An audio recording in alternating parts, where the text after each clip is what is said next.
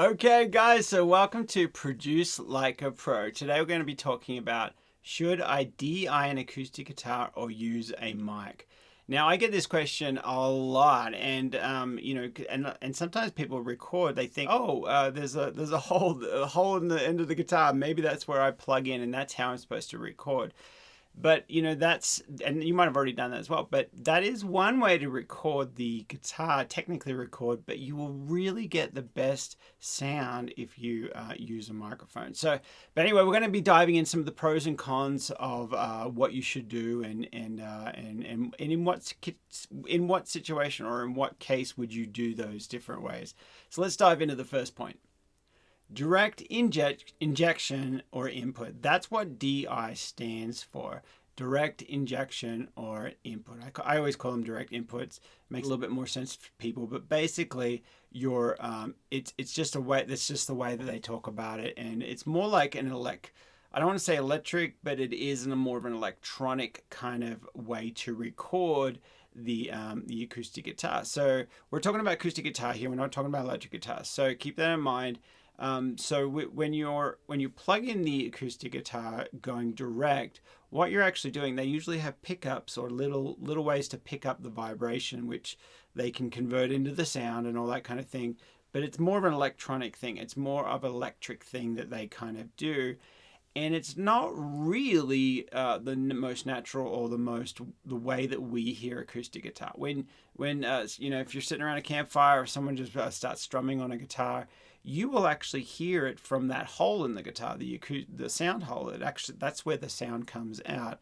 And breaking it down a little bit more is the soundboard, which is the top of the soundboard, it resonates. So all the air inside, when you strum, all the air inside of the guitar kind of bounces around, and at the top of the guitar, the soundboard produces a real tone and a texture. And there's many different ways, using different wood and the different bracing and many different things in an acoustic guitar's build will help create that sound. But that's all that we hear. We actually don't hear the DI version when someone just plays around that campfire. We are actually hearing the organic, I call it organic, the organic acoustic sound of the acoustic guitar, and that's what we're used to. So whenever you hear DI'd guitar, it sounds a little different. It doesn't sound natural. It doesn't sound quite like what we would imagine an acoustic guitar sounds like. So let's talk about number 2 now.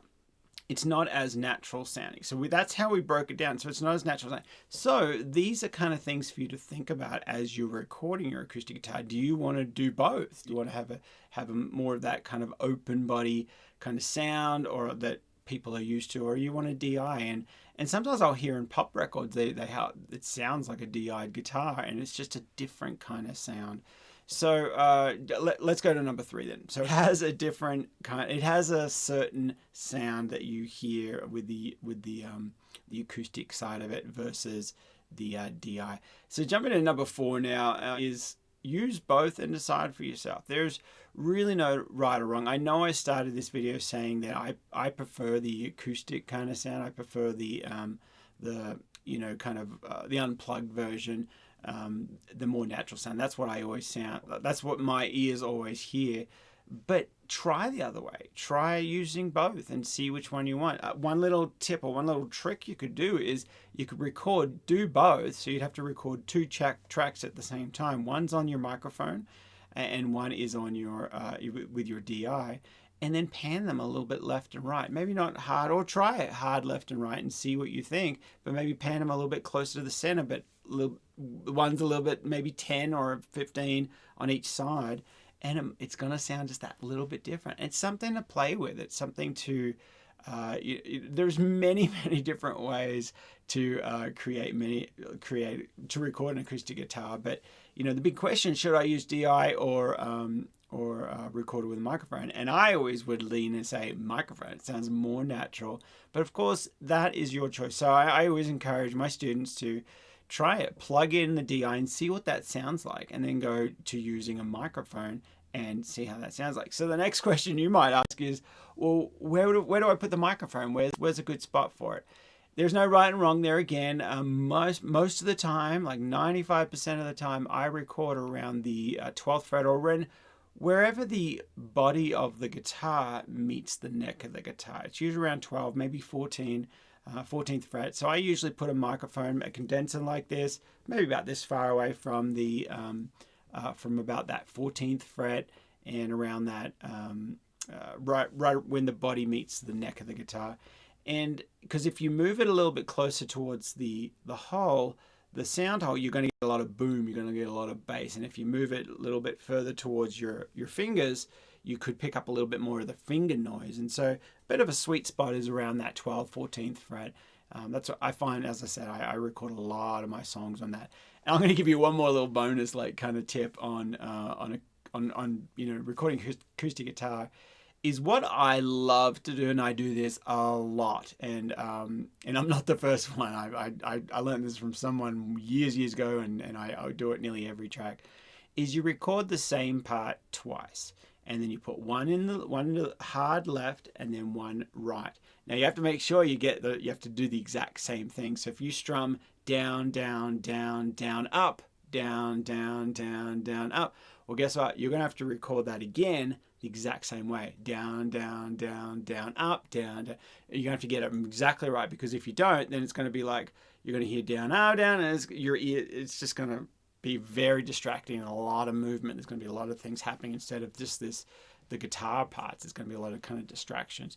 So make sure you do that, but simplify it. Try it. Just go down, down, down, down, and see how that sounds when you do 2 takes and you pan them left and right. Now, keep in mind, do not go ahead and just copy and paste. It has a totally different sound. Don't just be like record it once and then just copy it and duplicate it down and pan one left, right.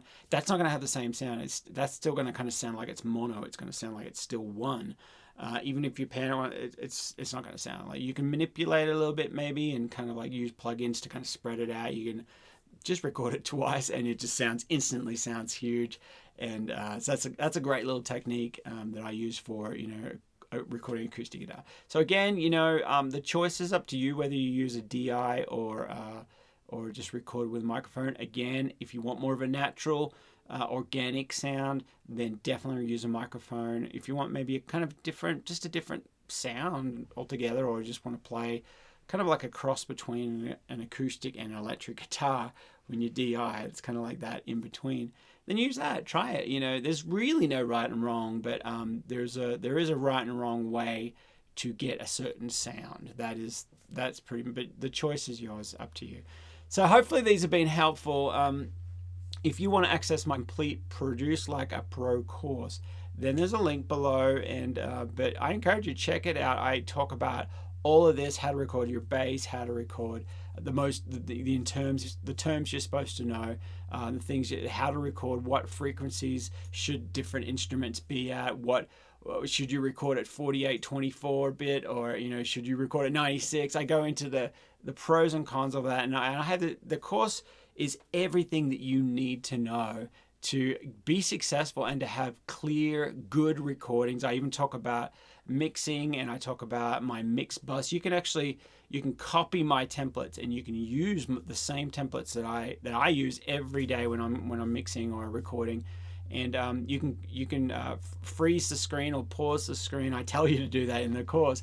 Pause the screen and use the same settings. Like, go ahead and on a plugin, when I pull up a plugin, go ahead and use my same settings and save it as your own. Save it as your start settings, and then you're off there. You can tweak from there. And a lot of these settings that I have I kind of have set them up, and then they're there, and that sounds instantly good already, and then I tweak from there. And there's a lot of method, a lot of ways to kind of achieve great sound without just by kind of setting it up right. It's kind of like if someone kind of the last little story I'll share with you is I love surfing, and it's amazing how if I started off years and years and years ago when I think I was 11 or 12, and the guy that taught me, I was kind of getting some lessons, he pushed me off on a wave. He set me up, and it was easy. I stood up straight away. The wave wasn't very big, of course. It was on a really long board, which made it very stable, but it was I didn't have to learn about paddling. I didn't have to learn about catching the wave. I didn't have to learn about all these things. I just got straight to the good stuff, which was, standing up and riding that wave towards the shore. And it was amazing. I was hooked, but he was the guy who set me up and said, now's the wave. Here we go. Point your surfboard towards the beach. And he pushed me off on this wave, and I was hooked. And so the same thing I want to do for you guys. I want to set you up, and if you use these templates, and if you use these the settings, my settings, your stuff will sound great straight away. And then you can just do music, and then you can just have fun and doing the real stuff, and you can learn more stuff as you go. But awesome, guys. So hopefully this has been really helpful. Again, if you want to use a DI or a microphone, the choice is really yours, but they're different sounds. Awesome, guys. I'll see you in the next one.